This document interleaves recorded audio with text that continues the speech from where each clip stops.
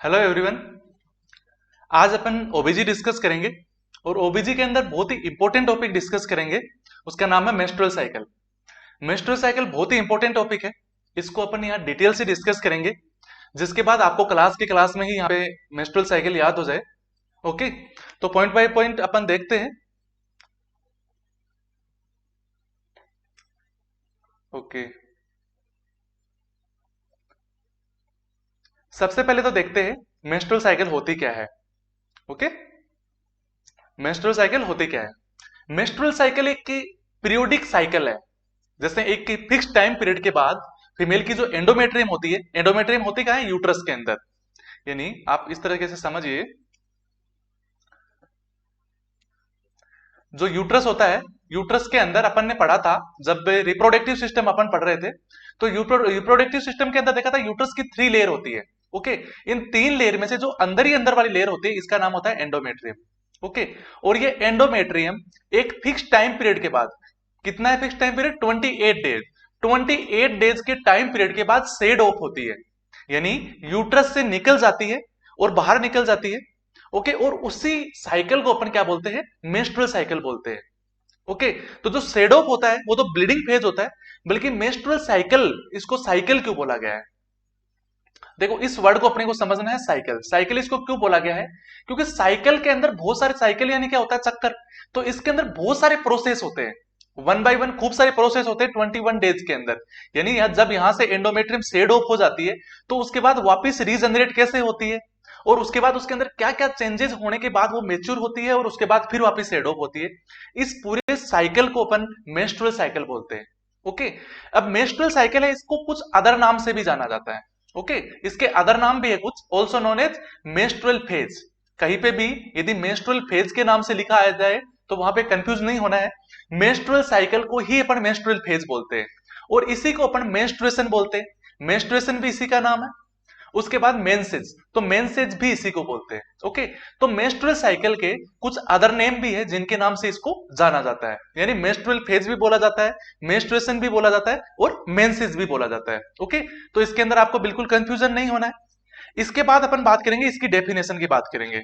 Okay, कि menstrual cycle होती क्या है, इसकी डेफिनेशन बात करेंगे।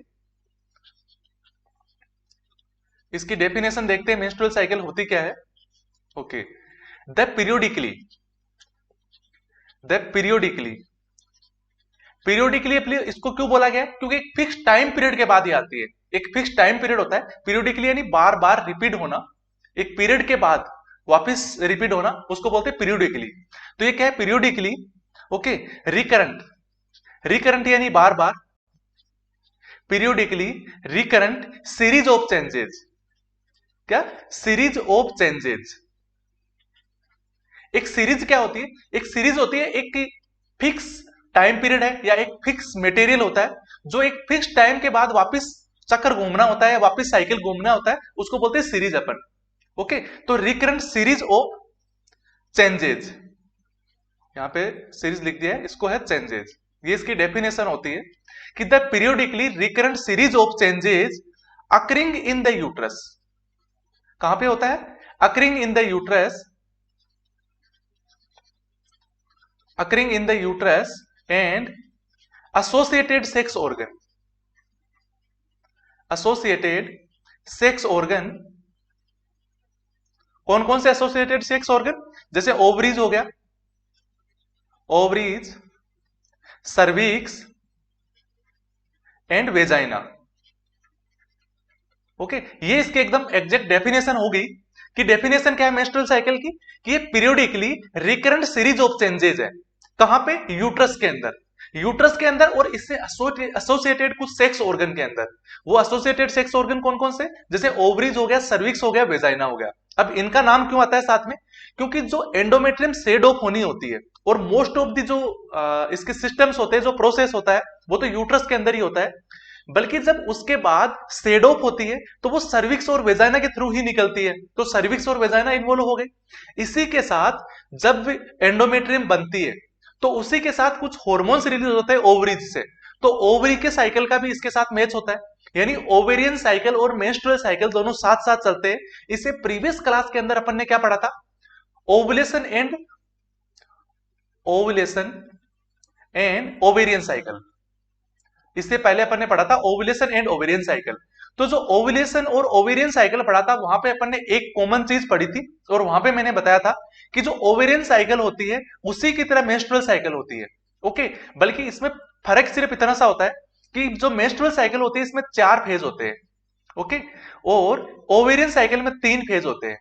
अब जो ओवेरियन साइकिल में जो 3 फेज होते हैं वो तो इसके अंदर सेम होते ही होते हैं, सिर्फ एक फेज एक्स्ट्रा होता है। ओके, यानी 3 फेज तो बिल्कुल सेम होते हैं जो मेंस्ट्रुअल साइकिल के अंदर भी जो ओवेरियन साइकिल के जैसे ही, जैसे ओवेरियन साइकिल में 3 फेज थे। ओके, ये 3 फेज तो मेंस्ट्रुअल साइकिल में होते ही होते हैं, इसके साथ में एक फेज और लग जाता है जिसका नाम है मेंस्ट्रुअल साइकिल, यानी या फिर menstrual phase.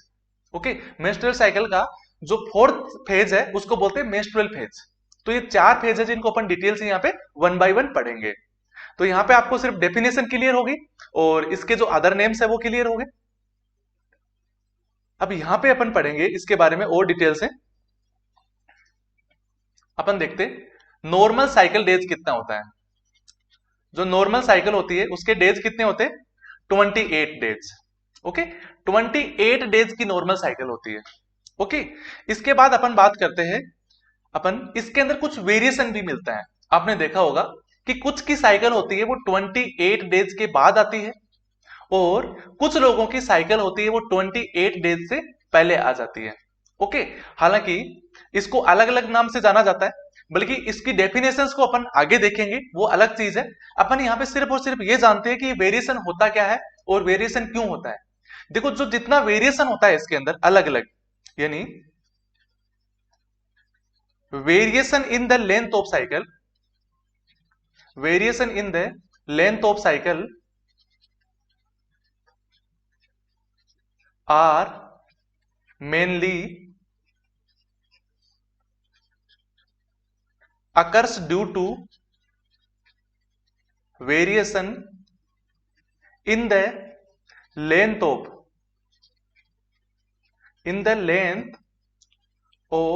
proliferative phase only। ये वैसे एग्जाम में क्वेश्चन भी आया हुआ है, इसलिए इसको थोड़ा सा अच्छे से समझना। इस लाइन के अंदर ये कहना चाहता है कि जो वेरिएशन होता है इसके अंदर जो चेंजेस होता है, अपन आपको मैंने बताया था कि यहाँ पे इसके 4 फेज होते हैं। ओके, आपको 4 फेज है, जिस चारों फेजों को अपन डिटेल से आगे 1 बाय 1 पढ़ेंगे। इनमें से जो पहला फेज होता है, फर्स्ट फेज होता है, उसका नाम होता है प्रोलिफरेटिव फेज। क्या होता है? Proliferative phase. ये मैं आपको इसलिए बता रहा हूं पहले, क्योंकि यहां पे बोल रहा है कि जो वेरिएशन होता है इसका डिफरेंट डिफरेंट, यानी कुछ की साइकिल 28 डेज बाद तक आती है, यानी 35 डेज हो जाती है, कुछ की 24 भी हो जाती है, किसी की 20 भी हो जाती है। ओके, तो जो ये वेरिएशन होता है वो किस पे डिपेंड होता है? इसके अंदर 4 फेज में से एकमात्र प्रोलिफरेटिव फेज ऐसी है जो इसको वेरिएट करती है, यानी इसकी जो डिफरेंट डिफरेंट डेज का जो वेरिएशन होता है, इसको लेंथ या शॉर्ट बनाना होता है, वो सारा का सारा सिस्टम कहां से सेट होता है? यहां से प्रोलिफरेटिव फेज से। यानी आप इसको यूं समझ सकते हैं कि चारों फेज में से जो प्रोलिफरेटिव फेज होती है, जो प्रोलिफरेटिव फेज होती है वो यदि ज्यादा दिन की होगी तो मेंस्ट्रुअल साइकिल भी ज्यादा दिन की होगी, और जब प्रोलिफरेटिव फेज है वो कम दिन की होगी तो मेंस्ट्रुअल साइकिल भी कम दिन की होगी। अंडरस्टैंड? जैसे प्रोलिफरेटिव फेज होती है वो डे 5 से लेके, यानी 28 में से डे 5 से लेके 5th डे से 14 डेज तक होती है। ओके, 5th डे से 14 डेज तक प्रोलिफरेटिव फेज होती है, और ये ड्यूरेशन यदि बढ़ जाता है किसी में तो उसकी साइकिल होती है वो बढ़ जाती है। ओके, इसके बाद में जो सिक्रेटरी फेज होता है, जिसको अपन डिटेल से आगे पढ़ेंगे, वो फिक्स होता है। ओके, प्री मेंस्ट्रुअल फेज भी फिक्स होता है और मेंस्ट्रुअल फेज भी फिक्स होता है, यानी इसके 4 फेज होते हैं जिनको अपन डिटेल से पढ़ेंगे। बल्कि आपको यहां इस स्लाइड में 2 ही चीजें ध्यान रखनी है। एक तो जो नॉर्मल साइकिल डेज होता है वो 28 डेज का होता है, दूसरा होता है कि इसके अंदर जो वेरिएशन होता है इसके लिए सिर्फ और सिर्फ प्रोलिफरेटिव फेज ही रिस्पॉन्सिबल होता है। ओके, कभी भी सिक्रेटरी फेज हो गया, प्री मेंस्ट्रुअल फेज हो गया या फिर मेंस्ट्रुअल फेज हो गया, यानी जो 4 फेज होते हैं इनमें से जो पहला फेज होता है उसी के कारण से साइकिल लेंथ या फिर शॉर्ट होती है। अदरवाइज जो तीनों फेज होते हैं वो बिल्कुल हर किसी में सेम होते हैं। जिसकी साइकिल 35 डेज की होगी उसमें भी वो उतने ही दिन के फेज होंगे, और जिसकी साइकिल सिर्फ 20 डेज की होगी उसमें भी वो फेज उतने ही दिन के होंगे। ओके, अब अपन इससे आगे नेक्स्ट पढ़ते हैं।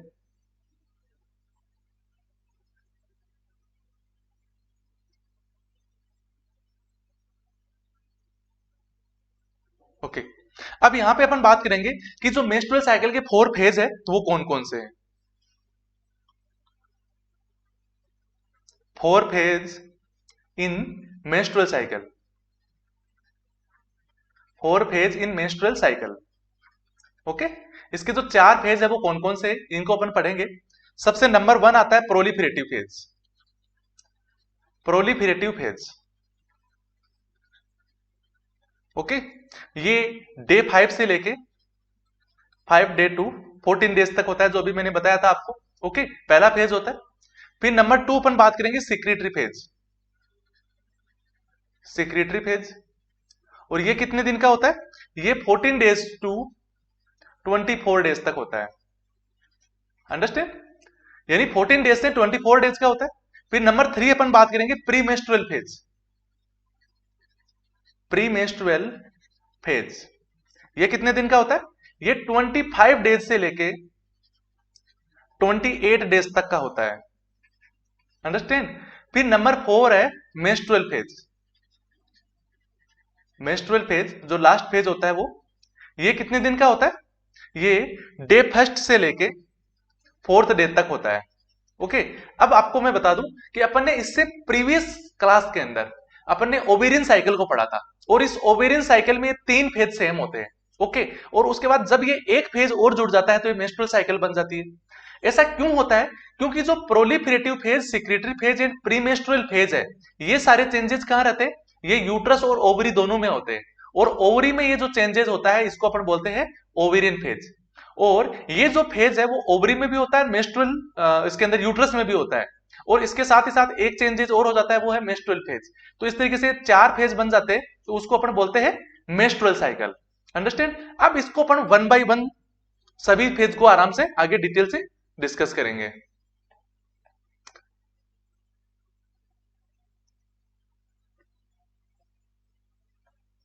ओके, अब सबसे अपना पहला फेज को डिस्कस करेंगे अपन। फर्स्ट फेज है proliferative phase. Proliferative phase, okay, इन चारों फेज में से प्रोलिफेरेटिव फेज को पढ़ेंगे। ओके, इसको अपन फोलिकुलर फेज भी बोलते हैं, also known as follicular phase. इसको अपन फोलिकुलर फेज भी बोलते हैं। ओके, फिर अपन बात करते हैं एक तरीके से, it is period from end of menstruation to ovulation. जो इसका जो टाइम पीरियड होता है, प्रोलिफेरेटिव फेज कहां से स्टार्ट होता है, जैसे एंड ऑफ मेंस्ट्रुएशन से। कहां से, एंड ऑफ मेंस्ट्रुएशन से, क्योंकि डे 5 से स्टार्ट हो रहा है और डे 4 तक कौन सा फेज रहता है, मेंस्ट्रुएशन फेज रहता है। तो एंड ऑफ मेंस्ट्रुएशन बोल सकते हैं इसको, यानी एंड ऑफ मेंस्ट्रुएशन या फिर डे 5। एंड ऑफ मेंस्ट्रुएशन से कहां तक रहता है, ये डे 14 तक रहता है, यानी ओवुलेशन तक। यानी ये कहां तक रहता है, ओवुलेशन तक रहता है। यानी एंड ऑफ मेंस्ट्रुएशन कब हुआ, डे 4 के बाद डे 5 पर एंड ऑफ मेंस्ट्रुएशन हो गया। तो डे 5 से लेके और 14 डेज पे क्या रहता है, ओवुलेशन होता है, जो अपने प्रीवियस क्लास में पढ़ा था, क्योंकि ओवुलेशन और ओवेरियन साइकिल दोनों पढ़े थे उधर। तो जो ओवुलेशन 14 डेज पे होता है फिक्स, जैसे साइकिल होती है। ओके, ये 28 डेज की साइकिल है। ये यहाँ पे क्या रहता है, ब्लीडिंग फेज है। ये 4 डेज का ब्लीडिंग फेज है। ओके, और तो ये डे 4 हो गया, 4 डेज तक का ब्लीडिंग फेज है। इसके बाद अपन यहां से साइकिल को स्टार्ट करते हैं। ओके, एक सेकेंड दोबारा मैं बनाता हूं वहां पे। ओके, यहां से आप देखिए, ये डे 1 है, डे 1 से लेके 4 तक ये क्या रहेगा, ब्लीडिंग फेज बोल सकते हैं या मेंस्ट्रुअल फेज बोल सकते हैं इसको। ओके, ये डे 4 तक है। यहां से लेके यहां तक डे 14 तक है, ये क्या है, ये प्रोलिफेरेटिव फेज है। पीएफ में इसको लिख रहा हूं प्रोलिफेरेटिव फेज, और एमपी मैंने लिखा है मेंस्ट्रुअल फेज। ओके, यहां से यहां तक 24 डेज तक, 24 डेज तक ये कौन सा रहता है, ये सिक्रेटरी फेज रहता है। एस एफ लिख रहा हूं सिक्रेटरी फेज, एफ एस और पी लिख रहा हूं, फेज को पी लिखता हूं सब जगह। ओके, ये पी पी है, तो सिक्रेटरी फेज हो गया। और यहां पे क्या रह गया, प्री मेंस्ट्रुअल फेज, यानी पी एम पी लिख रहा हूं मैं, यानी प्री मेंस्ट्रुअल फेज। ये 24 से 28 डेज तक रहता है। ओके, अब यहां पे एक सबसे इंपॉर्टेंट चीज तो ये है कि जो प्रोलिफेरेटिव फेज रहता है, ये 4 से लेकर 14 दिन तक का, इसको अपन यहां डिस्कस कर रहे हैं। ये जिसका लेंथ ही होगा, अब देखो किसी की साइकिल 28 डेज की है, यदि किसी की 35 डेज की साइकिल हो जाती है, या फिर किसी की 20 डेज की साइकिल हो जाती है, तो ये मेंस्ट्रुअल फेज है, ये 1 से 4 दिन का फिक्स रहेगा, यानी 1 से 4 डेज है। ओके, इसके बाद 4 दिन तो ये हो गए, इसके बाद ये क्या है, ये प्रोलिफरेटिव फेज है, इसको अपन एक बार छोड़ देते हैं, कितने दिन का रहेगा वो निकालना पड़ेगा। इसके बाद जो सिक्रेटरी फेज है, ये सिक्रेटरी फेज कितने दिन का रहता है, ये रहता है 14 से 24, तो कितने दिन का हो गया। इसके बाद अपन बात करते हैं 10 दिन का हो गया, यानी ये 10 डेज का हो गया, तो ये 10 डेज का ये हो गया। इसके बाद ये रहता है सिर्फ 4 डेज का, तो 10 एंड 4 14, 14 और 4 18, तो 18 तो ये हो गए। तो अब प्रोलिफरेटिव फेज कितने दिन का रहेगा, 18 को अपन 35 से माइनस करेंगे, 35 माइनस 18, फिर कितना बच गया यहाँ पे बच गया अपना 17 बच गया। ओके, तो ये 17 डेज का कौन सा रहेगा, यहाँ पे प्रोलिफरेटिव फेज हो गया। अब प्रोलिफरेटिव फेज कितने दिन तक रहेगा, 4 डेज तक तो ये रहेगा ब्लीडिंग फेज, यानी मेंस्ट्रुअल फेज है। इसके बाद 17 डेज इसमें इंक्रीज करेंगे, तो ये कितने दिन तक का रहेगा, 28 डेज तक का रहेगा। और 21 से लेके 31 डेज तक का कौन सा रहेगा, सिक्रेटरी फेज रहेगा। और 31 से लेके 35 डेज तक का कौन सा रहेगा, ये वहां पे प्री मेंस्ट्रुअल फेज रहेगा। ओके, तो आप समझ गए, इस तरीके से होता है। यदि 20 डेज की साइकिल है, यानी 20 डेज की साइकिल है, इसको अपन थोड़ा नेक्स्ट स्लाइड में और अच्छे से समझते हैं। ओके, यहां पर आपको थोड़ा सा और अच्छे से समझ में आएगा। ओके, क्योंकि प्रोलिफरेटिव फेज है वो ही कम या ज्यादा होता है। जैसे अपन ने देखा था, ये कौन सी है, यहाँ पे अपन 28 डेज की साइकिल को डिस्कस करेंगे। ओके, और इसके अंदर अपन डिस्कस करेंगे 31 डेज की, 35 डेज की साइकिल को। ओके, ये 35 डेज 32 कितना भी हो सकता है, मैं एक एग्जांपल के तौर पे आपको समझा रहा हूं। ये कितने दिन के होते हैं, ये 20 डेज की साइकिल है। ओके, ये भी कितने भी दिन की हो सकती है, किसी में 15 डेज की साइकिल भी हो सकती है, ऐसा नहीं है, किसी की कितने भी कम हो सकती है, कितने भी ज्यादा हो सकती है। अब इसके 4 फेज होते हैं। ओके, जो 4 फेज होते हैं इनको अपन ने डिवाइड कर दिया। ओके, ये 4 फेज होते हैं और इन सबको अपन ने डिवाइड कर दिया। ओके, अब जो पहला तो है मेंस्ट्रुएशन फेज, इन सब में ये क्या है, मेंस्ट्रुएशन फेज है। ओके, और ये कितने दिन का है, 1 से लेके 4 डेज तक का, सब में फिक्स है। ओके, 4 दिन तो ये हो गए। इसके बाद ये वाला फेज है जिसके अंदर वेरिएशन होता है, इसको अपन प्रोलिफरेटिव फेज बोलते हैं, बल्कि इसके डे को अपन एक बार छोड़ देते हैं, कितने दिन का होगा ये। इसके बाद ये है सिक्रेटरी फेज, सिक्रेटरी फेज है, ये वैसे 10 डेज का होता है। ओके, सिक्रेटरी फेज कितने दिन का होता है, 10 डेज का रहता है। और जो प्री मेंस्ट्रुएशन फेज है, प्री मेंस्ट्रुएशन फेज है, ये कितने दिन का रहता है, 4 डेज का रहता है, प्री मेंस्ट्रुएशन फेज। अब अपन बात करते हैं, मेंस्ट्रुएशन फेज रहता है 4 डेज का, 10 डेज का, और प्री मेंस्ट्रुएशन फेज रहता है 4 डेज का, तो ये हो गए 14 डेज।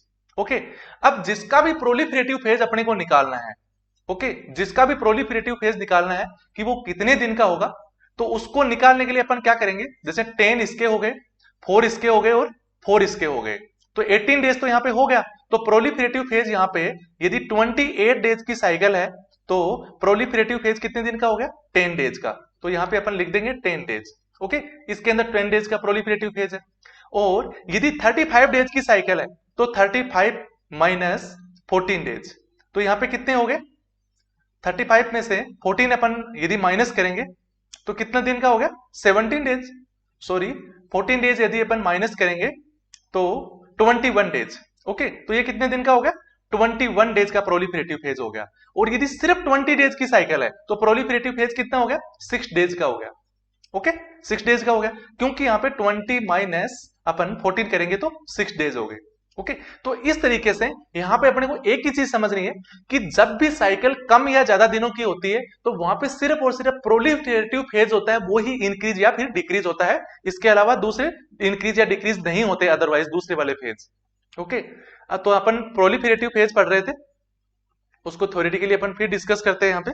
ओके, तो ये कहां तक होता है प्रोलिफरेटिव फेज, फर्स्ट था अपना प्रोलिफरेटिव फेज। ओके, ये जिसको अपन फोलिकुलर फेज भी बोलते हैं, also known as follicular phase, follicular phase. Okay, understand. इसके बाद अपन बात करते हैं, ये डे 5 से लेके 5 डेज टू 14 डेज तक रहता है, नॉर्मली 28 डेज की साइकिल के अंदर, क्योंकि नॉर्मल साइकिल अपन सिर्फ और सिर्फ 28 डेज की ही मानते हैं। Length of this phase is very variable, यानी length of this phase is very variable.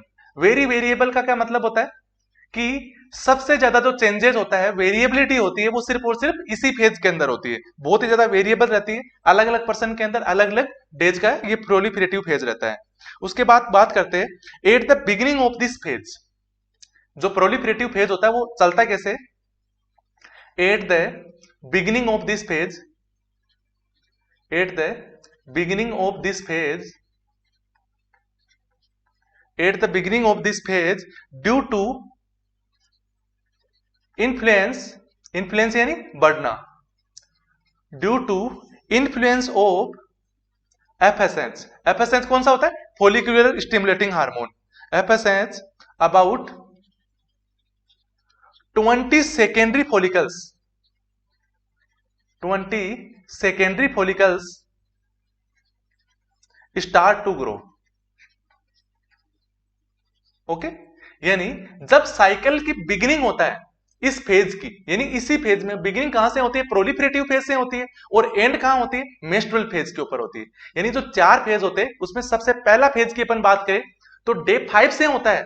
Day 5 से ऐसा क्यों बोला जाता है? क्योंकि जो डे 4 तक है तब तक तो साइकिल एंड हुई है, यानी 1 से लेकर 4 तक तो ब्लीडिंग फेज होता है, यानी सबसे पहले यूट्रस खाली हो रहा है और उसके बाद वापस भरना स्टार्ट होता है। तो जब वापस भरना स्टार्ट होने की जो प्रोसेस है उसके बाद वापस खाली होगा, तो वही से डे 5 से अपन स्टार्टिंग फेज बोलते हैं। यानी डे 1 से लेकर 28 डेज तक की साइकिल होती है। बल्कि यदि को अपने को स्टार्टिंग फेज पूछा जाए तो डे 5 से लेकर 14 तक होता है, डे 1 से 4 तक आपको कभी नहीं बताना है। ओके, ये भी एक बहुत बड़ा कंफ्यूजन वाला पॉइंट होता है, तो इसको आप ध्यान रखिएगा कि जो स्टार्टिंग फेज होता है वो प्रोलिफरेटिव फेज होता है। तो इस फेज की स्टार्टिंग में क्या रहता है? ये फेज जब बिगिनिंग होती है यानी स्टार्ट होता है, तब एफएसएच का लेवल बढ़ता है। एफएसएच क्या है? गोनाडोट्रोपिन है, यानी गोनाडोट्रोपिन हार्मोन है जो अपनी पिट्यूटरी ग्लैंड है, यानी अपनी पिट्यूटरी ग्लैंड होती है, इसके 2 पार्ट होते हैं, एक होता है एंटीरियर पिट्यूटरी और एक होता है पोस्टीरियर पिट्यूटरी। ओके, जब एंटीरियर पिट्यूटरी होता है यहां से हार्मोन निकलता है, एक गोनाडोट्रोपिन रिलीजिंग हार्मोन, यानी जीएनआरएच बोलते हैं जिसको अपन आगे एंडोक्राइन में आगे अच्छे से इसको पढ़ेंगे। जीएनआरएच यानी गोनाडोट्रोपिन रिलीजिंग हार्मोन। और ये गोनाडोट्रोपिन रिलीजिंग हार्मोन 2 तरह का होता है, एक तो होता है एफएसएच यानी फॉलिकुलर स्टिमुलेटिंग हार्मोन, और दूसरा होता है एलएच यानी ल्यूटिनाइजिंग हार्मोन। तो ये दोनों बढ़ते हैं। तो जब बिगिनिंग होती है साइकिल की उस टाइम एफएसएच आता है, और एफएसएच के इन्फ्लुएंस से यानी एफएसएच के बढ़ने से 20 सेकेंडरी फॉलिकल्स ग्रो होना स्टार्ट करते हैं, यानी 20 सेकेंडरी फॉलिकल्स वहां से ग्रो होके स्टार्ट करते हैं, ग्रो होना स्टार्ट करते हैं वहां पे। ओके, जब 20 फॉलिकल्स स्टार्ट हो जाते हैं तो उसके बाद क्या रहता है? कहां पे होते हैं? ये दोनों ओवरीज में रहते हैं। 20 फॉलिकल्स होते हैं, वो हो सकता है दोनों ओवरीज में 10-10 हो सकता है एक में 14 और एक में 6 हो सकता है एक में 5 और एक में 15 हो, बल्कि ऑल ओवर अपन देखते हैं तो 20 फॉलिकल्स होते हैं जो दोनों ओवरीज में ग्रोथ होना स्टार्ट करते हैं। किससे? एफएसएच के प्रभाव से। ठीक है, और वहां से जब ये फॉलिकल सिक्रिट होते हैं सेकेंडरी फॉलिकल्स, तो वहां से ये एस्ट्रोजन का सिक्रीशन करवाएंगे। किसका? इनसे निकलेगा एस्ट्रोजन हार्मोन, यानी बोथ ओवरी से, और स्टार्ट करते हैं ग्रो, यानी इससे इसी लाइन से आप आगे याद रखना, यहां से लिख सकते हैं आप grow and start secretion of oestrogen, start secretion of oestrogen. यानी जब साइकिल का या फिर इस फेज का जो बिगिनिंग होता है, तो बिगिनिंग फेज के अंदर एफएसएच के इन्फ्लुएंस से, यानी जब एफएसएच बढ़ेगा तो एफएसएच से जो प्रोलिफरेटिव फेज है वो स्टार्ट होता है, तो एफएसएच के इन्फ्लुएंस से दोनों ओवरीज के अंदर, दोनों ओवरीज में 20 सेकेंडरी फॉलिकल्स स्टार्ट होते हैं ग्रो होना, और उसके बाद एस्ट्रोजन का सिक्रीशन करवाते हैं। ओके, इसको आप थोड़ा सा इस तरीके से भी लिख सकते हैं, grow in both ovaries, grow in both ovaries, both ovaries and start secretion of oestrogen. इसमें ये लाइन इस तरीके से जोड़ सकते हैं आप। ओके, अब देखते हैं अपन आगे।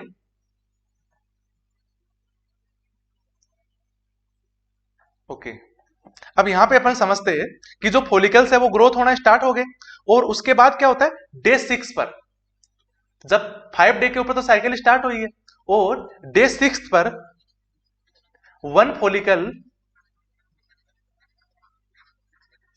फॉलिकल फ्रॉम एनी ओवरी, दोनों में से किसी भी ओवरी से, दोनों में से किसी भी ओवरी से ओवर ग्रोथ होता है,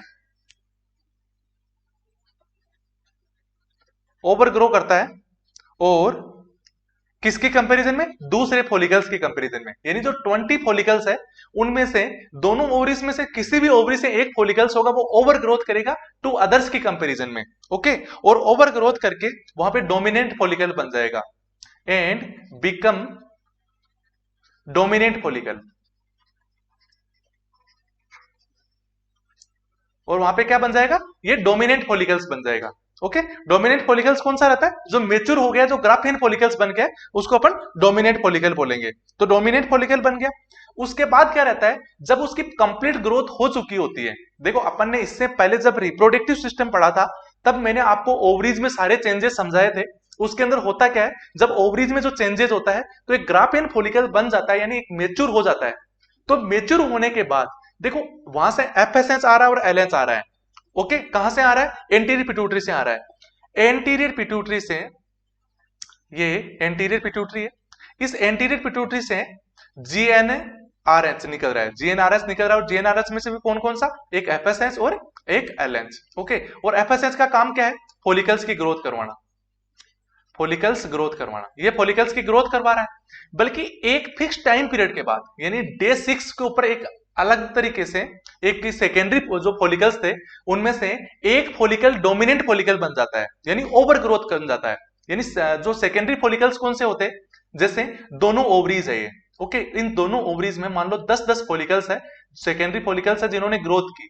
ग्रोथ करने के बाद इनमें से एक फॉलिकल्स निकलेगा, यानी यहीं पे चेंजेस होते रहते हैं, और एक फॉलिकल्स वहां से बाहर निकलेगा और वो डोमिनेंट फॉलिकल बन जाएगा। डोमिनेंट फॉलिकल बनेगा कौन सा?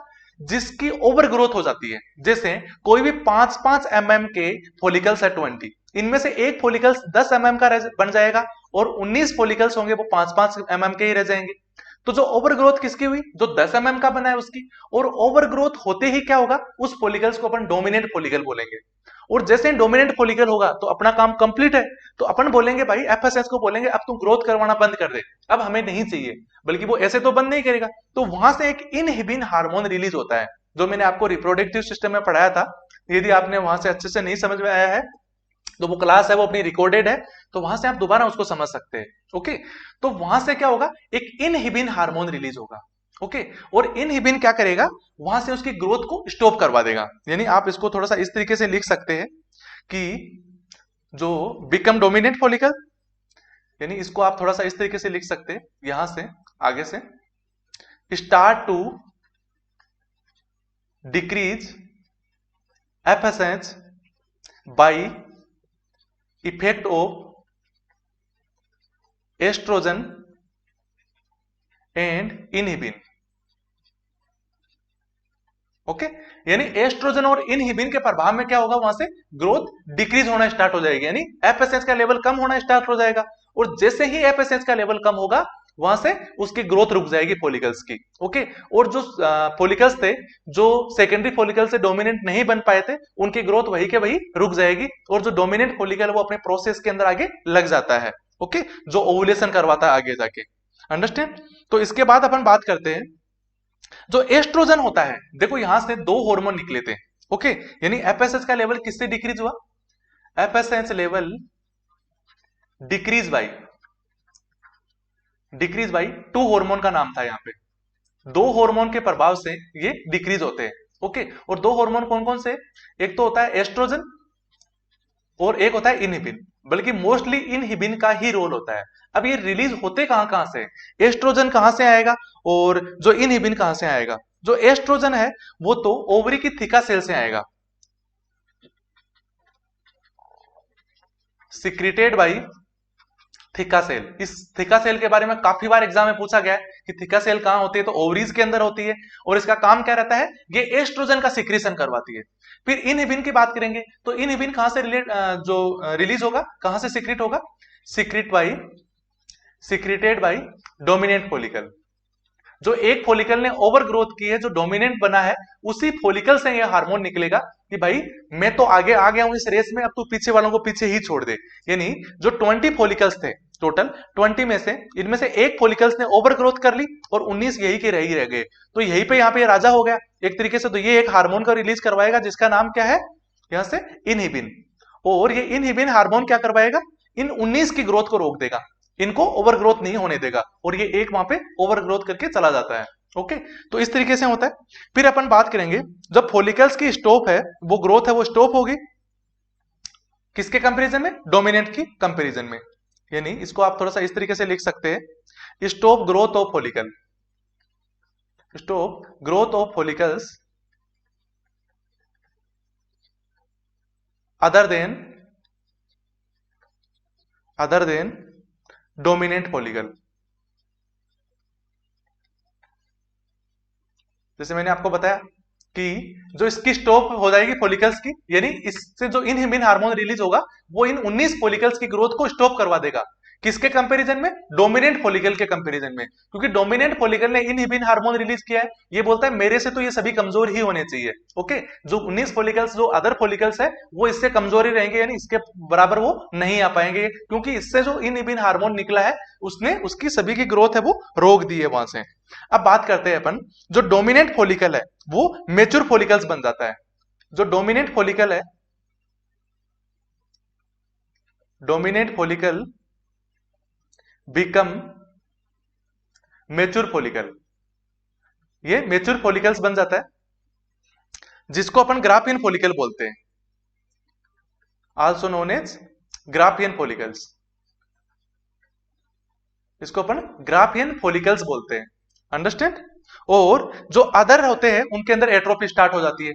यानी जब अपन थोड़ा सा और यहां पे समझेंगे कि ये 20 फॉलिकल्स थे, 20 में से 19 तो यहां पे क्या रह गए, उनकी साइज छोटी रहेगी, और एक ओवर ग्रोथ कर गया, और ओवर ग्रोथ करके ये तो क्या बन गया?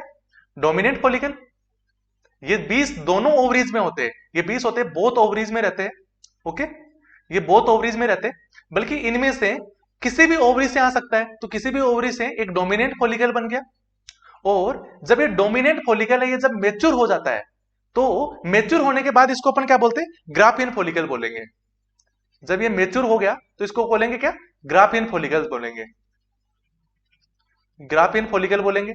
और जो ये 19 फॉलिकल्स है, इनमें क्या होगा, जब ये मेच्योर हो जाएगा तो इनके अंदर एट्रोपी स्टार्ट हो जाएगी, यानी ये ऑटोमेटिकली अपनी साइज के अंदर वापस डिक्रीज होना स्टार्ट हो जाएंगे, इनकी एट्रोपी स्टार्ट हो जाएगी। यानी इसी लाइन से also known as Graafian follicles, यानी इसी लाइन के बाद आप यहां पे लिख सकते हैं, आगे लाइन लिख सकते हैं इसके अंदर कि other start to atrophy and other start to atrophy, understand. हालांकि इनके सबके नोट्स में अपलोड कर दूंगा, आप बिल्कुल भी परेशान मत होइए।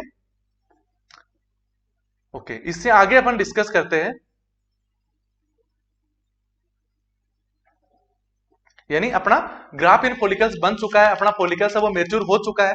इसके बाद बात करेंगे जब एंड होगा इसका, यानी अपन डे 14 की बात करेंगे, यानी 14 डे, जब कंप्लीट जो मेच्योर हो चुका है follicles, and 14 days ovulation occur from Graafian follicles. जो ओवुलेशन किससे होगा? ओवुलेशन होता कहां है? ओवुलेशन ओवरीज के अंदर होता है।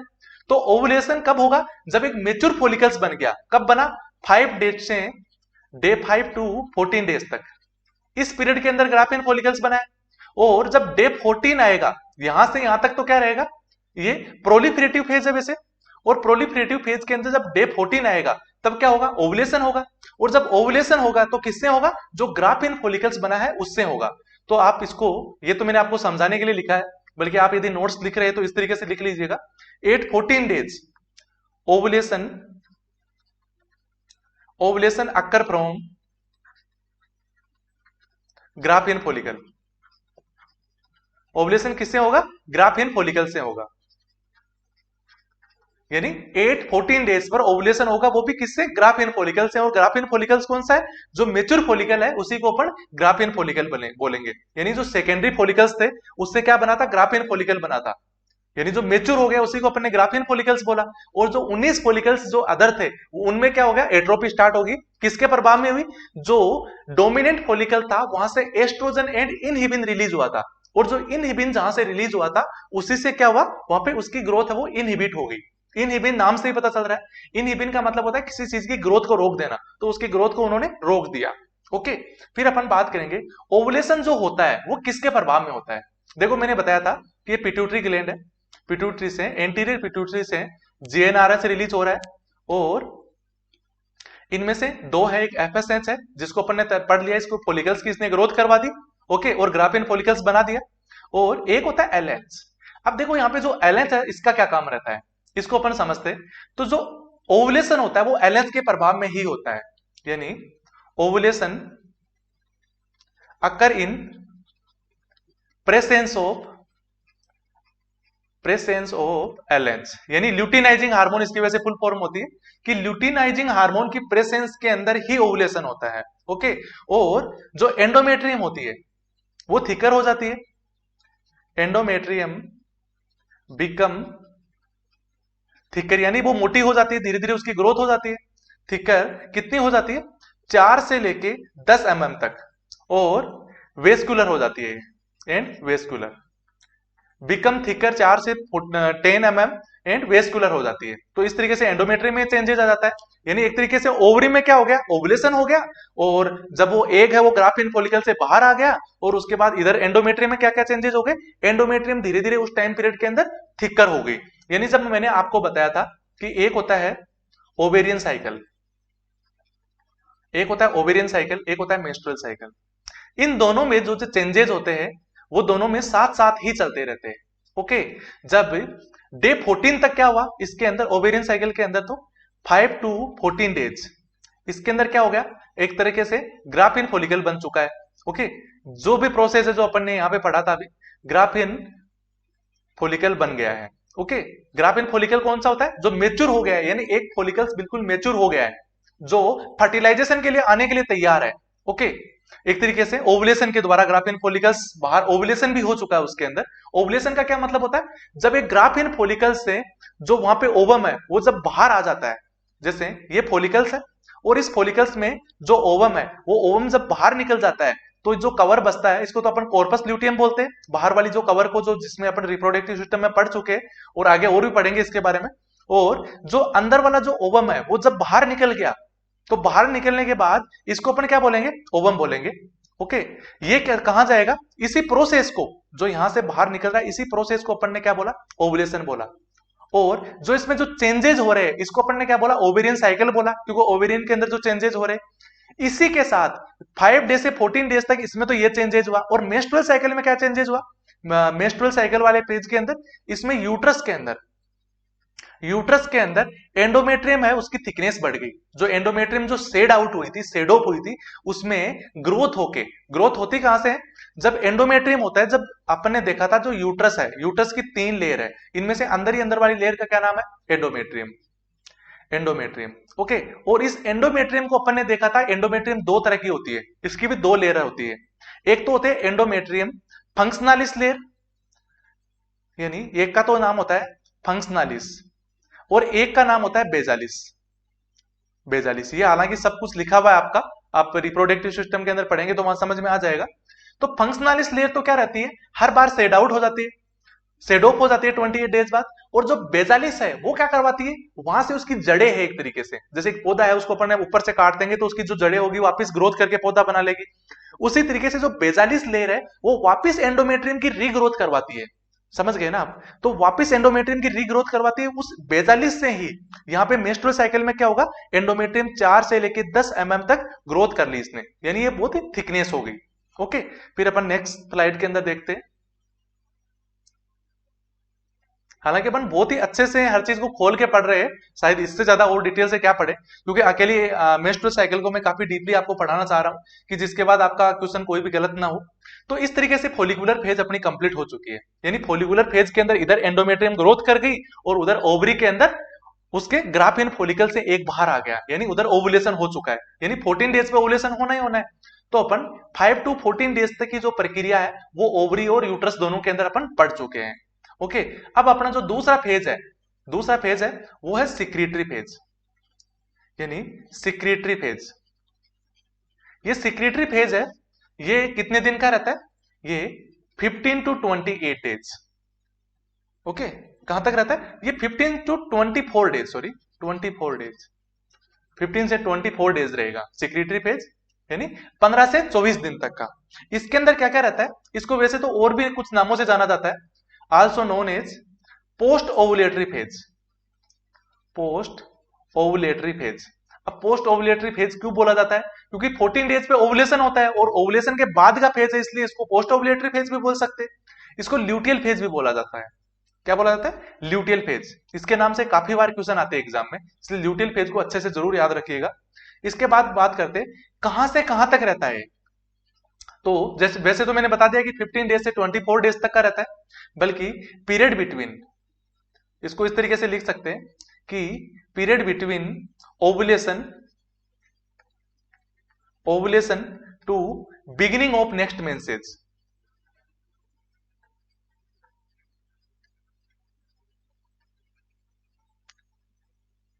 Beginning of next menses, okay, यानी अगली मेंस्ट्रुएशन स्टार्ट होगी उससे जस्ट पहले तक। ओके, तो इस तरीके से क्या हो गया, ये सिक्रीटरी फेज हो गया। अब इसके बाद अपन बात करते हैं इसकी लेंथ की। तो लेंथ इसकी कितने दिन की होगी इसकी? वैसे इसको एक प्रीमेस्ट्रुअल फेज और बोलेंगे, तब तो कितनी लेंथ होगी इसकी? प्रीमेस्ट्रुअल फेज बोलेंगे तो 15 से 24 डेज तक इसकी 10 डेज की होगी। देखो कई बार ऐसा होता है मेस्ट्रुअल फेज को, जो मेंस्ट्रुएशन फेज होती है, इसको कुछ लोग 4 फेज में पढ़ते हैं, कुछ लोग 3 फेज में पढ़ते हैं। तो इसको 4 फेज में पढ़ेंगे तो 10 डेज की होगी, और जब इसको अपन 3 फेज में पढ़ेंगे, यानी प्री मेंस्ट्रुअल फेज को कुछ लोग नहीं पढ़ते, कुछ बुक में भी आपको नहीं मिलता है, तो वहां पे ही रहेगी 14 डेज की। कितने दिन की रहेगी? 14 डेज की रहेगी। तो बल्कि सिक्रेटरी फेज कितने दिन की होगी अपनी? 10 दिन की होगी, यानी ये टाइम पीरियड बिल्कुल फिक्स रहता है। ओके, और फिर अपन बात करते हैं after ovulation Graafian follicle convert to corpus luteum by influence of LH and secrete progesterone, estrogen and relaxin and inhibin. Okay, जैसे इसका मीन्स ये है कि जो ग्राफिन फॉलिकल, जो ये ग्राफिन फॉलिकल्स था, इसमें से जो सेकेंडरी ओसाइट था इसमें से बाहर आ गया। ओके, तो इस प्रोसेस को अपन ने ओवुलेशन बोला। तो ओवुलेशन के बाद जो ये ग्राफिन फॉलिकल का जो कवर है वो क्या बन जाता है? ये कॉर्पस ल्यूटियम बन जाता है। जैसे इसको अपन ऐसा लिख सकते हैं कि after ovulation Graafian follicle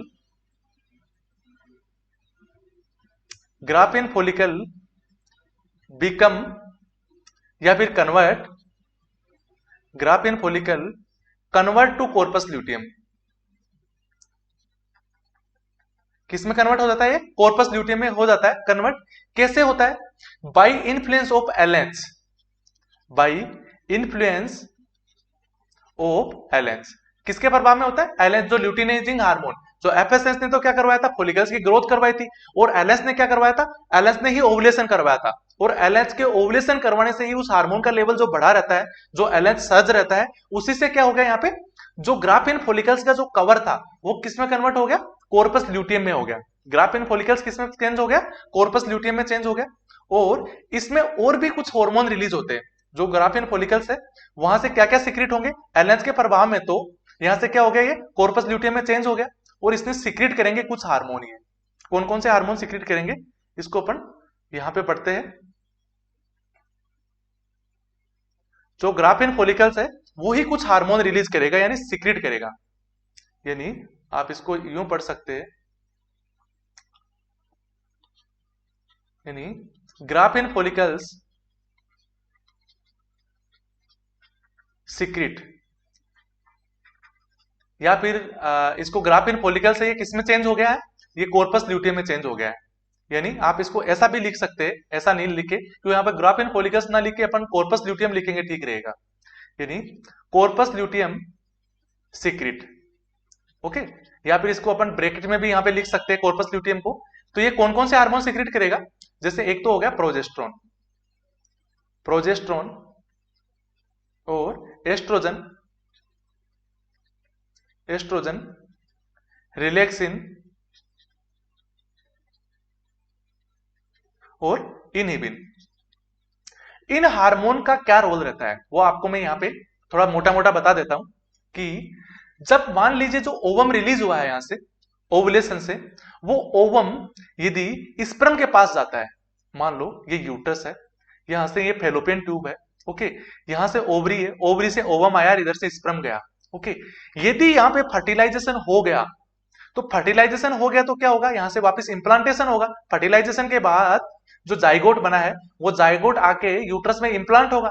okay, और इंप्लांटेशन के बाद वहां से जब प्रेगनेंसी ग्रोथ करती है तो उसके बाद जो उसकी प्लेसेंटा बनती है, जो फीटस को ग्रोथ करवाने के लिए, उस प्लेसेंटा को बनने में तो 8 वीक तक का टाइम लग जाता है। ओके, और इस टाइम पीरियड के अंदर फीटस को किस तरीके से प्रेगनेंसी को मेंटेन किया जाएगा और कैसे फीटस को वहां पे जाइगोट को है वो न्यूट्रिशन दिया जाएगा।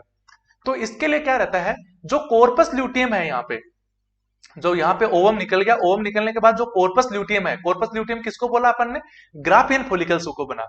और जो कॉर्पस ल्यूटियम है वहां से ये 4 हार्मोन निकलते हैं। ओके, कौन कौन से, ये जो progesterone, estrogen, relaxin and inhibin. और ये क्या करवाते हैं, जो यहाँ पे इंप्लांट हुई हुई जो प्रेगनेंसी है उसको जब तक प्लेसेंटा बनती नहीं है तब तक मेंटेन करवाते हैं। क्योंकि ये सभी hormone progesterone, estrogen, relaxin and inhibin, ये हार्मोन एक प्रेगनेंसी को मेंटेन करने के लिए बहुत ही इंपॉर्टेंट रहते हैं। बट 8 वीक के बाद तो क्या रहता है, जब प्लेसेंटा बन जाती है तो प्लेसेंटा से ये हार्मोन सभी रिलीज होने लग जाते हैं। हालांकि प्लेसेंटा का निर्माण तो 8 वीक पे नहीं होता है, इससे बहुत पहले से ही ये बनना स्टार्ट हो जाती है। बल्कि वहां पे क्या रहता है, 8 वीक के ऊपर प्लेसेंटा से हार्मोन स्रावित होना स्टार्ट होते हैं या हार्मोन सीक्रेट होना स्टार्ट करते हैं। ओके, और जब 8 वीक के बाद जब प्लेसेंटा से ये सभी हार्मोन सीक्रेट होना स्टार्ट हो जाएंगे तो जो कॉर्पस ल्यूटियम है वो वहां से जो हार्मोन सीक्रेट कर रही है वो वहां से बंद कर देगी। ओके, बल्कि एक तरीके से इसका लेफ्ट हैंड का काम करती है, किसका, प्रेगनेंसी का। यानी एक तरीके से जब तक प्लेसेंटा मेच्योर नहीं होती है या प्लेसेंटा से हार्मोन सीक्रेट होना स्टार्ट नहीं होते, तब तक पूरी प्रेगनेंसी को मेंटेन रखने के लिए जितने हार्मोन सीक्रेट होते हैं वो किससे होते हैं, वहां से कॉर्पस ल्यूटियम से होते हैं। ओके, तो कॉर्पस ल्यूटियम से ये क्या है, सारे के सारे हार्मोन रिलीज होते हैं। और following secretory changes occur in uterus due to effect of progesterone. यानी कुछ से चेंजेस होते हैं जो यूट्रस के अंदर चेंजेस होते हैं वो सिक्रेटरी फेज के अंदर ही होते हैं। वो किस प्रभाव में होते हैं, प्रोजेस्टेरोन के प्रभाव में होते हैं। जैसे इसको आप ऐसा लिख सकते हैं, following secretory changes occur in uterus due to effect of progesterone. कौन कौन से चेंजेस, वो चेंजेस होते हैं कि जो एक तो यूट्राइन ब्लड वेसल्स होती है और ग्लैंड होती है वो इनलार्ज हो जाती है। Enlarge uterine blood vessels and glands. देखो मैंने यहां पे आपको बताया था कि जो ग्राफिन फॉलिकल्स है उससे क्या बना, कॉर्पस ल्यूटियम बना। और कॉर्पस ल्यूटियम से ये जो 4 हार्मोन निकलते हैं ये कंप्लीट प्रेगनेंसी को मेंटेन रखते हैं। अब ये कैसे कैसे मेंटेन रखते हैं, जो प्रोजेस्टेरोन होता है, इस प्रोजेस्टेरोन का प्रेगनेंसी को मेंटेन रखने के लिए सबसे इंपॉर्टेंट रोल होता है। और इंपॉर्टेंट रोल क्या रहेगा, स्टार्टिंग में ये प्रोजेस्टेरोन के प्रभाव में ही जो यूट्रस के अंदर जो ब्लड वेसल्स है, जो एक इम्प्लांट होने के बाद एक जाइगोट को ग्रोथ करने के लिए चाहिए, फिटस को ग्रोथ करने के लिए जितना भी न्यूट्रिशन चाहिए, ब्लड चाहिए, उन सभी चीजों के लिए जो ब्लड वेसल्स है उसकी साइज इंक्रीज करनी पड़ती है। और वहां की जो सिक्रेटरी ग्लैंड है उसकी भी साइज इंक्रीज करनी पड़ती है। तो जो यूट्राइन ब्लड वेसल्स और ग्लैंड है वो इनलार्ज होने लग जाएंगे। किसके प्रभाव में होंगे, सिर्फ और सिर्फ प्रोजेस्टेरोन के प्रभाव में। और क्या क्या चेंज होगा, वहां पे एक्सेसिव म्यूकोसा सीक्रेट होने लग जाएगी। एक्सेसिव म्यूकोसा सीक्रेट हो जाएगी। ओके, एक ये चेंजेस आ गया। फिर अपन बात करेंगे एंडोमेट्रियम की थिकनेस बढ़ जाएगी। नंबर 3 की बात करेंगे तो एंडोमेट्रियम थिकनेस इंक्रीज। इसको आप दोबारा समझिएगा, थोड़ा सा दोबारा समझिएगा, हो सकता है आपको कंफ्यूज हो कि जो ग्राफिन फॉलिकल्स है उसको अपन ने क्या बोला, कॉर्पस ल्यूटियम बोला। और जो कॉर्पस ल्यूटियम है वहां से 4 हार्मोन रिलीज होते हैं, progesterone, estrogen, relaxin and inhibin. बल्कि प्रेगनेंसी को मेंटेन रखने के लिए प्रोजेस्टेरोन सबसे ज्यादा इंपॉर्टेंट रोल अदा करता है। और इंपॉर्टेंट रोल क्या क्या है, उसके फंक्शंस क्या क्या है, जब तक प्लेसेंटा से हार्मोन सीक्रेट होना स्टार्ट नहीं होते तब तक प्रोजेस्टेरोन का क्या रोल रहता है उसको अपन समझते हैं। प्रोजेस्टेरोन क्या करवाएगा, ग्राफिन फॉलिकल से या फिर कॉर्पस ल्यूटियम से जैसे ही रिलीज होगा, रिलीज होने के बाद एक तो जो यूट्रस है, यूट्रस की जो ब्लड वेसल्स है उसकी साइज को बढ़ा देगा। और यूट्रस के अंदर प्रेजेंट जितनी भी ग्लैंड्स है जो सिक्रीशन करती है उनकी साइज को बढ़ा देगा। तो अपन ऐसा बोल सकते हैं कि ब्लड वेसल्स और ग्लैंड की साइज है वो इंक्रीज हो जाएगी। फिर नंबर 2 बात करेंगे, ये वहां की जो म्यूकोसा की जो लेयर होती है यूट्रस की, उस म्यूकोसा से एक्सेसिव म्यूकस सिक्रीट करवाएगी। नंबर 3 होगा, प्रोजेस्टेरोन के प्रभाव में ही एंडोमेट्रियम की ग्रोथ होगी। ओके, जैसे 14 डेज के ऊपर कॉर्पस ल्यूटियम बन गया और वहां से प्रोजेस्टेरोन बनने लग गया। देखो प्रोजेस्टेरोन जो ये हार्मोन है, इनका वैसे प्रेगनेंसी को मेंटेन रखने के लिए बहुत ही ज्यादा इंपॉर्टेंट रोल है, बल्कि जरूरी नहीं है जब फर्टिलाइजेशन होगा तभी प्रेगनेंसी होगी, तो जरूरी नहीं है प्रेगनेंसी ही हो। प्रेगनेंसी होगा तो उसको मेंटेन करने के लिए सारी चीजें होगी ही होगी, बल्कि मेंस्ट्रुएशन के लिए भी तो जो एंडोमेट्रियम की ग्रोथ करवानी होती है वो भी कौन करवाता है, प्रोजेस्टेरोन करवाता है। यानी आप थोड़ा सा इसको यूं समझ लीजिएगा कि यहां से ओवम निकला और यहां से जो कॉर्पस ल्यूटियम है इससे क्या हो गया, ये हार्मोन रिलीज होने लग गए। अब यहां से यदि फर्टिलाइजेशन हो गया तो पूरे फिटस को या जाइगोट को यहाँ पे ग्रोथ करवाने के लिए भी सभी 4 हार्मोन रेस्पॉन्सिबल रहेंगे।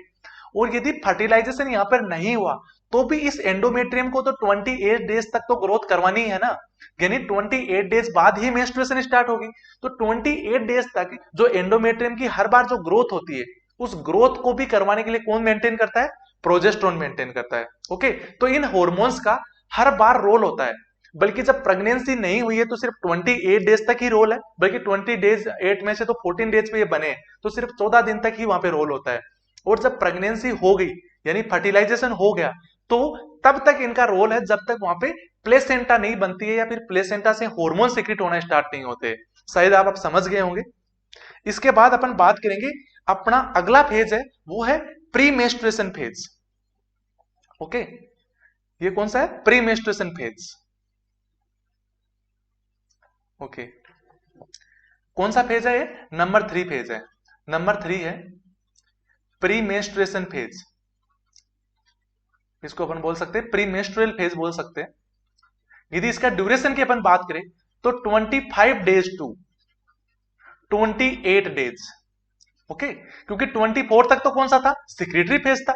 अब 25 डेज से 28 डेज तक कौन स्टार्ट हो गया, प्री मेंस्ट्रुएशन फेज। इसको प्री मेंस्ट्रुएशन क्यों बोला गया है, क्योंकि 28 डेज के बाद कौन सा डेज स्टार्ट होगा, डे फर्स्ट से स्टार्ट होगा। तो डे फर्स्ट से लेके 4 तक कौन सा रहता है, मेंस्ट्रुएशन फेज रहता है, यानी वापस साइकिल स्टार्ट हो जाएगी। तो प्री मेंस्ट्रुएशन फेज इसलिए बोला गया है कि 28 डेज जैसे ही कंप्लीट होगी उसके बाद ब्लीडिंग स्टार्ट हो जाएगी, और जब ब्लीडिंग स्टार्ट हो जाएगी तो उसको अपन मेंस्ट्रुएशन फेज बोलेंगे।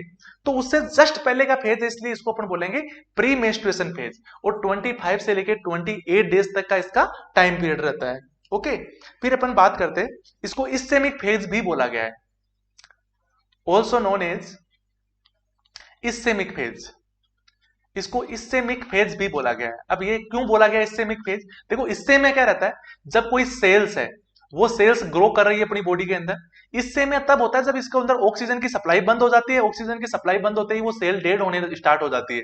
जब सेल डेड होना स्टार्ट होती है तो उसको अपन क्या बोलते हैं, इस्चेमिया बोलते हैं, इस्चेमिया बोलते हैं। तो जब ये सेल्स है जो ग्रोथ कर रही थी, फोलिकल्स ग्रोथ कर रहे थे, जो एंडोमेट्रियम ग्रोथ कर रही थी, एंडोमेट्रियम की सेल्स ग्रोथ कर रही थी, तो वो एक तरीके से सेड आउट होने वाली है। ओके, सेड आउट होने से जस्ट पहले की कंडीशन है वो कौन सी, इस्चेमिक फेज है। ओके, इसके बाद अपन बात करते हैं, इस्चेमिक फेज हो गया। अब बात करते हैं इसके अंदर होता क्या क्या है।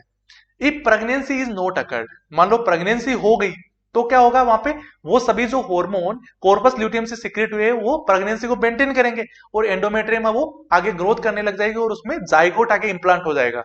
यानी जब एक तरीके से यूट्रस है और दोनों फेलोपियन ट्यूब है, यहाँ पे फर्टिलाइजेशन हुआ और यहाँ से जाइगोट आया और यहाँ पे इंप्लांट हो गया यूट्रस के अंदर, और इंप्लांट हो गया तो ये जो एंडोमेट्रियम वो सेड आउट थोड़ी होगी, क्योंकि मेंस्ट्रुएशन फेज बंद हो जाएगा। क्योंकि जैसे ही प्रेगनेंसी होती है तो प्रेगनेंसी होते ही अपनी मेंस्ट्रुएशन आना बंद हो गई, और प्रेगनेंसी मेंस्ट्रुएशन बंद क्यों हुई, क्योंकि जो एंडोमेट्रियम है वहां पे तो एक बच्चा ग्रो करने लग गया, एक तरीके से जाइगोट है वो वहां पे ग्रोथ करने लग गया, उसको बाहर नहीं आने देगा।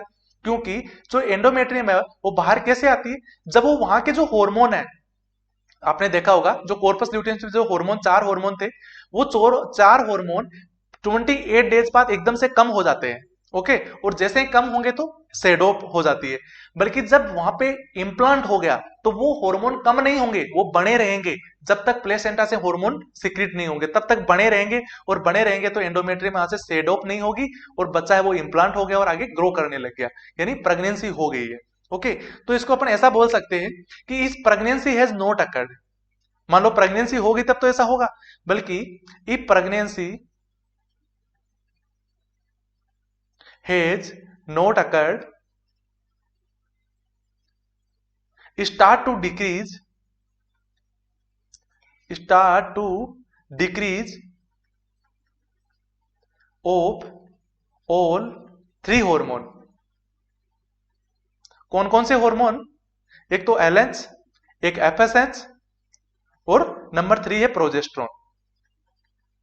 मैंने आपको बताया था कि जो 4 हार्मोन वहां से रिलीज होते हैं, उन 4 हार्मोन में से सबसे इंपॉर्टेंट रोल यदि अदा करता है, एंडोमेट्रियम को ग्रोथ करवाने के लिए बात कर सकते हैं या फिर प्रेगनेंसी को मेंटेन करने के लिए बात कर सकते हैं, तो उनमें सबसे इंपॉर्टेंट हार्मोन होता है वो प्रोजेस्टेरोन होता है।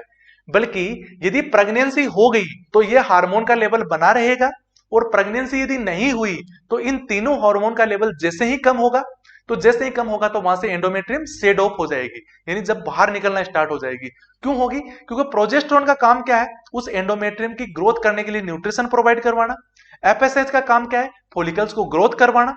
और एलएच का काम क्या है? उसको सपोर्ट करवाना। ओके, तो जब ये तीनों हार्मोन का लेवल ही कम हो जाएगा तो उससे क्या होगा? वहां पे एंडोमेट्रियम शेड ऑफ होने लग जाएगी, यानी बाहर आने लग जाएगी, यानी इससे में एक फेज स्टार्ट हो जाएगा। इससे में यानी उससे उखड़ने लग जाएगी, यूट्रस की दीवारों से, उसकी वाल से उखड़ने लग जाएगी, और जैसे ही उखड़ने लग जाएगी जब वहां से वेजाइना के थ्रू बाहर आ जाएगी। तो ये सारी फेज है, इसको अपन क्या बोलेंगे? प्री मेंस्ट्रुएशन फेज बोलते हैं। अब जो अपनी नेक्स्ट फेज है वो है मेंस्ट्रुएशन फेज। ये भी बहुत इंपॉर्टेंट है। हालांकि ये तीनों फेज है वो तो अपने ओवुलेशन साइकिल में भी पढ़ते हैं, यानी ओवुलेटरी साइकिल में अंदर भी बात करते हैं, इसको अपन ने पढ़ा था ओवुलेशन साइकिल के अंदर। बल्कि जो चौथी फेज है जो मेंस्ट्रुअल साइकिल के अंदर सबसे इंपॉर्टेंट है वो है मेंस्ट्रुएशन फेज। ये नंबर 4 है, मेंस्ट्रुअल फेज। देखो, मेंस्ट्रुअल साइकिल अलग है और मेंस्ट्रुअल फेज अलग है। मेंस्ट्रुअल साइकिल की ही एक फेज का नाम है मेंस्ट्रुएशन फेज। ये डे फर्स्ट से लेके, यानी day first to day 4, okay, day 4 तक रहती है। ओके, फिर इसके अंदर बात करते हैं इसके अंदर होता क्या क्या है। देखो, इसके अंदर मोस्टली तो ये रहता है कि जो एंडोमेट्रियम ग्रोथ की है वो एंडोमेट्रियम बाहर आनी है, वेजाइना के थ्रू बाहर निकलनी है, मोस्ट ऑफ दी तो यही है। Endometrium start to shed, endometrium start to shed which result into bleeding, which result into bleeding, यानी एंडोमेट्रियम शेड स्टार्ट होगी और उसके रिजल्ट से क्या होगा? ब्लीडिंग स्टार्ट हो जाएगी। यानी एंडोमेट्रियम शेड होने का मतलब क्या होता है? वहां से उखड़ने लग जाएगी, और जब वहां से उखड़ना स्टार्ट होगी तो ब्लीडिंग, उसका रिजल्ट क्या रहेगा? जब एंडोमेट्रियम शेड होगी तभी उस रिजल्ट से ही क्या होगा? ब्लीडिंग स्टार्ट हो जाएगी, वहां पे तो ब्लीडिंग हो जाएगी। यदि ईच साइकिल की अपन बात करें तो 50 to 150 ml blood loss in each cycle, यानी प्रत्येक साइकिल के अंदर अपन बात करते हैं तो ईच साइकिल के अंदर कितना ब्लड लॉस होता है? 50 से 150 ml। ओके, फिर अपन बात करते हैं एंडोमेट्रियम होती है वो एक्सेसिव थिन हो जाती है वापस, जो एक्सेसिव थिकनेस उसकी जो बढ़ गई थी वो वापस कितनी हो जाएगी? क्योंकि जो 20 mm तक हो जाती है। जब भी अपन बात करते हैं प्रोलिफरेटिव फेज के अंदर, तो प्रोलिफरेटिव के अंदर 4 से 10 mm की हो जाती है, और उसके बाद फिर उनके अंदर ग्रोथ होती है। ओके, तो ये 20 mm तक हो जाती है। बल्कि यहां पे वापस कितनी हो जाएगी? ये endometrium become thin sorry, endometrium become thin, या फिर ऐसा बोल सकते हैं एक्सेसिव थिन। एक्सेसिव थिन कितनी हो जाएगी? एक्सेसिव थिन 2 से 5 mm, एक्सेसिव थिन 2 से 5 mm बन जाएगी,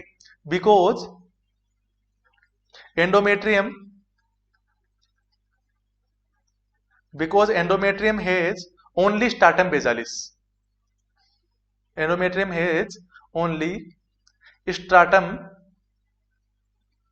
बेजालिस। अब स्टार्टिंग बेजालिस क्या है वो अपन ने पढ़ा था पहले जब ओवरी पढ़ी थी, कि जब एंडोमेट्रियम होती है तो उसकी 2 लेयर होती है, एक होती है स्टार्टम बेजालिस और एक होती है स्टार्टम फंक्शनालिस। जो फंक्शनालिस होती है वो तो सेड ऑफ हो गई, वो तो यूट्रस से बाहर आ गई, फिर बचा क्या वहां पे? जो स्टार्टम फंक्शनालिस, सॉरी बेजालिस, फंक्शनालिस बाहर आ गई और स्टार्टम बेजालिस वहां बच गई। और स्टार्टम बेजालिस क्या करवाएगी? वापिस जो स्टार्टम फंक्शनालिस है उसको बनवाएगी। यानी जब 2 लेयर थी, इसको थोड़ा सा और समझ सकते हैं, वैसे ये चीज मैंने आपको बता दी है, फिर भी मैं आपको दोबारा और समझा देता हूं थोड़ा सा। अपन बात कर सकते हैं कि जब ये यूट्रस है, यूट्रस की 2 लेयर है। ओके, एक है स्ट्राटम बेजालिस, स्ट्राटम बेजालिस, एक होता है स्ट्राटम फंक्शनालिस।